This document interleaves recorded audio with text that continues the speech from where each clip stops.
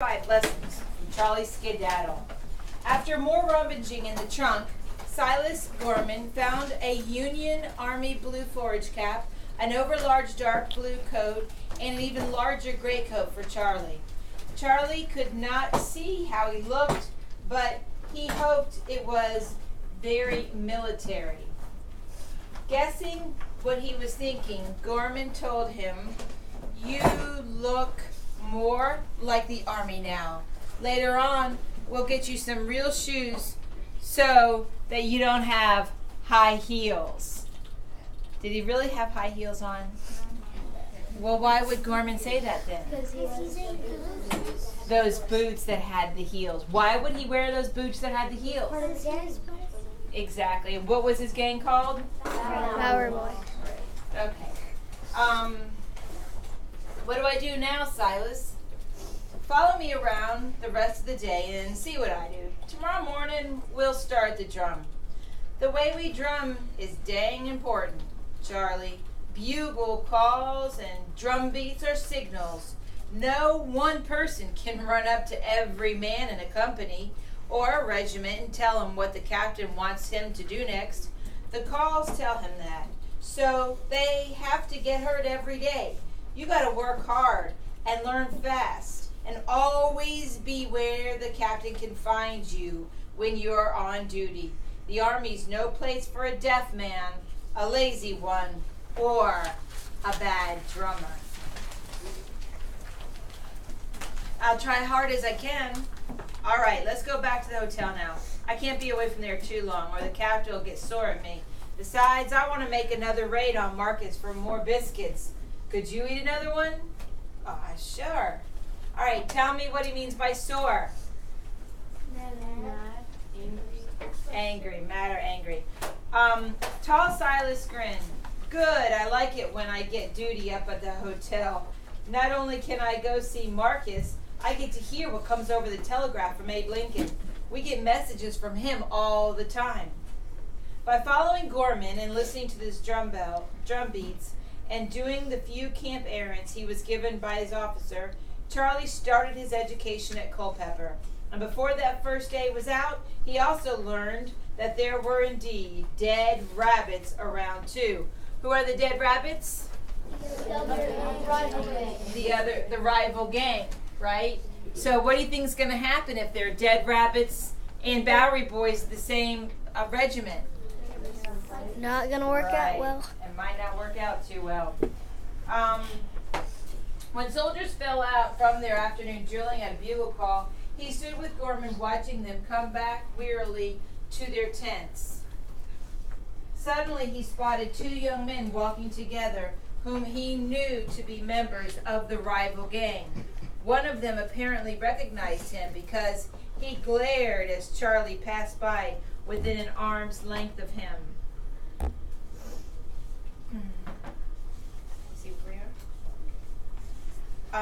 Silas saw the wicked look too and asked, "Do you know him, Charley?"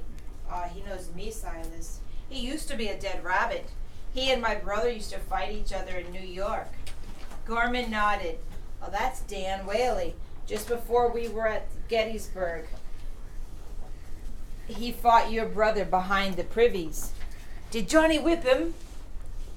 "Your brother was winning, but the officer got wind of the fight and put a stop to it." Gorman's long face grew solemn. They made them both stand on the chines for a long time. What's the chines? Chines. The chines are a sort of barrel, an empty barrel. A man being punished has to stand with one foot on one side of the barrel and the other foot on the other side. And he stands there for hours over the empty space. Sounds easy to do, but after a while it gets hurting real bad, I hear. That's one company punishment. There are others. For something real bad like deserting, the punishment is get shot. Gorman punched Charley gently. "Don't you worry. Dan Willie won't pester you here, knowing what'll happen to him if he does." "I ain't afraid of him, Silas." All the same, Charley had to admit to himself that what the drummer boy had told him about his being safe was a comfort. After all, from what Captain Mahoney had said, he was the only Bowery boy here. Catching a look on Charlie's face, Gorman told him, if a drummer boy gets into trouble, his officer wails the tar out of him. Captain Mahoney's got a hard hand with a switch. I felt it once. What'd you do that was that bad? I was getting to where I was supposed to be with my drum. I was late getting to where I was supposed to be with my drum, and I didn't have a good enough excuse. Let that be a warning to you. When you're supposed to be somewhere at a certain time in this army, you better be there. It ain't like school, where you can be tardy. Charlie smiled. For a fact, Gorman had never gone to school with the sisters he had known in New York City. It was dangerous to be tardy with them. They boxed ears. He asked, will I get a real soldier's uniform as a drummer boy? Box your own ears. Not real hard, but I want to see, do you know what that is? You ever heard of that? Yes. You go like that to them. It hurts. You slam them together. Yeah. The nuns at my mom's school used to take the ruler and smack her hand. They go around smacking the kids' hands when they weren't doing the right thing. Evidently my mom wasn't doing the right thing sometimes. She was familiar with that, right? They're very strict. They did the knuckles with the ruler, yep. Not just like a soldier's, but pretty close to it. You won't be a real soldier the way I'm going to be pretty soon. Again, Charlie smiled. No, he'd be a real soldier too. Everybody in the 140th New York was going to find out that Johnny Quinn's little brother was as full of vinegar and gunpowder as his brother had been. He pondered telling Silas how well he could shoot at a target, but thought better of it. Now, being full of gunpowder and vinegar, is he really full of gunpowder and vinegar? No. Write down, what kind of figurative language is that? Being full of gunpowder and vinegar. Oh, come on. No one's going to be really full of it. What kind of figurative language is it, and what is it telling us? Okay, keep thinking. Look back at the chart. Keep thinking. It could be.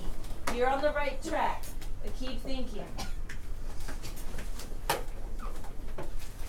Yeah, that's what someone else said. Look back. Think about it. It's saying something that really isn't there. Saying something that really isn't. Good, Blake. Very good, Charlie. Yeah.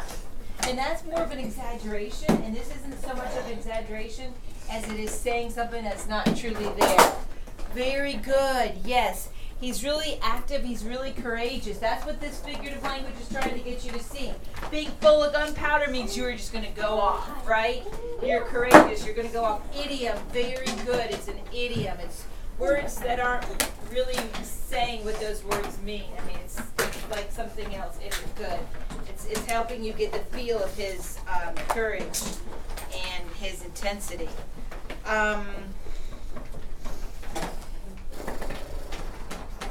When the time came, his marksmanship would be a big surprise to everybody. He had a good look at the soldiers' muskets on the long trip down here. They were Springfield and Enfields, the kind he'd used at the shooting galleries back home. He knew how to use a ramrod and cartridges, how to load and fire, just about everything about muskets there was to know. All Bowery boys knew these things. Everyone okay? We're at the bottom, or second to last paragraph on page 54. That night, after a fine supper of Marcus's chicken in a back room of the hotel, Charlie went out to find Jim Miller. He walked down the street of tents that housed the 140th New York, asking a tent after tent for the soldier by name. And finally, a grizzled corporal sitting on a keg smoking a pipe pointed to a tent near the end of a long line. Chad, get with us, please.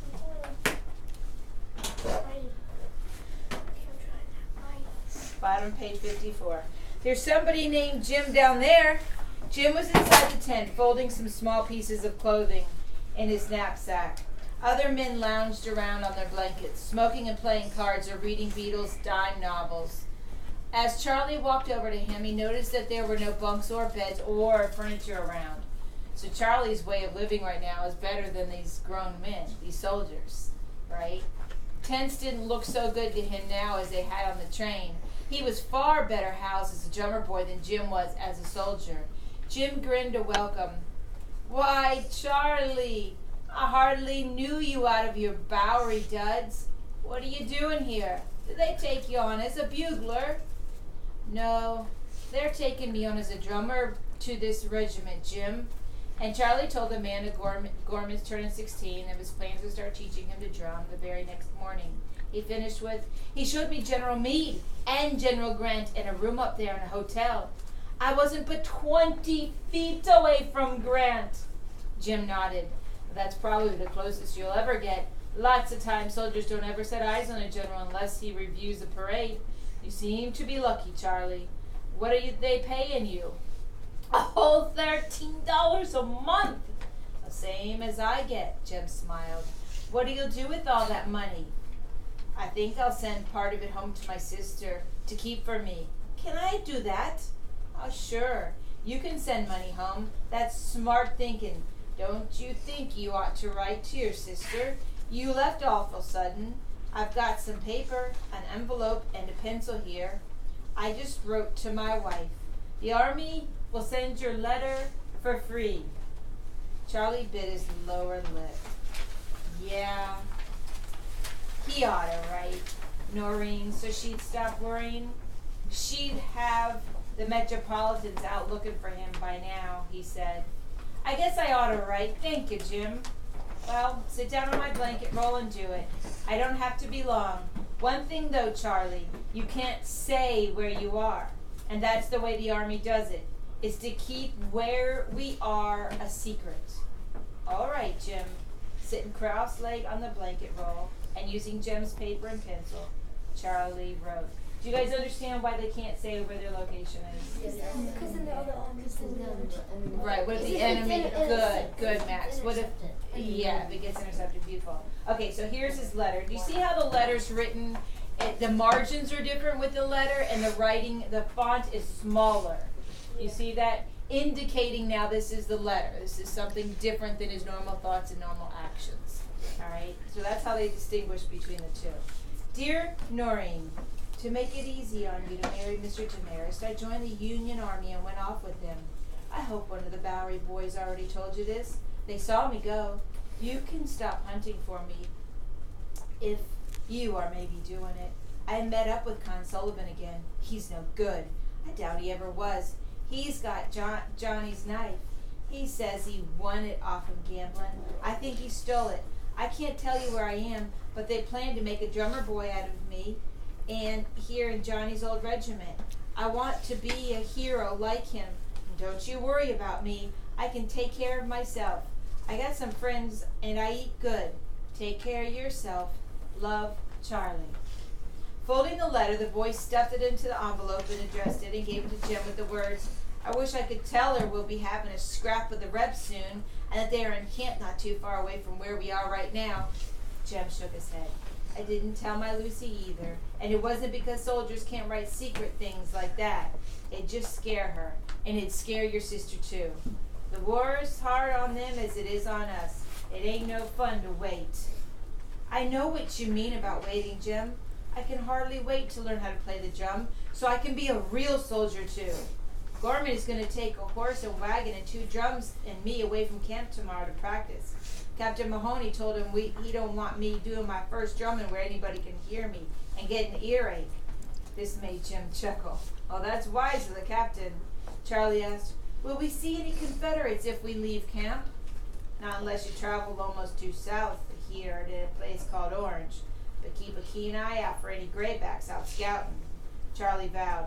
"I'd surely like to see it, Johnny Reb." Jim said sadly, "I'm pretty sure we'll all see some real soon, too. Charlie, don't you be too eager. Did you know that the 146th New York is here in Culpeper, too?" "Are they?" Charlie's face lit up. Hearing of the other regiment. "They were alongside us at Gettysburg, weren't they?" "Yes, they were." Charlie thought for a moment, and then he asked, "Is Con Sullivan in this company, too?" "No, this is Company A. He is in Company B."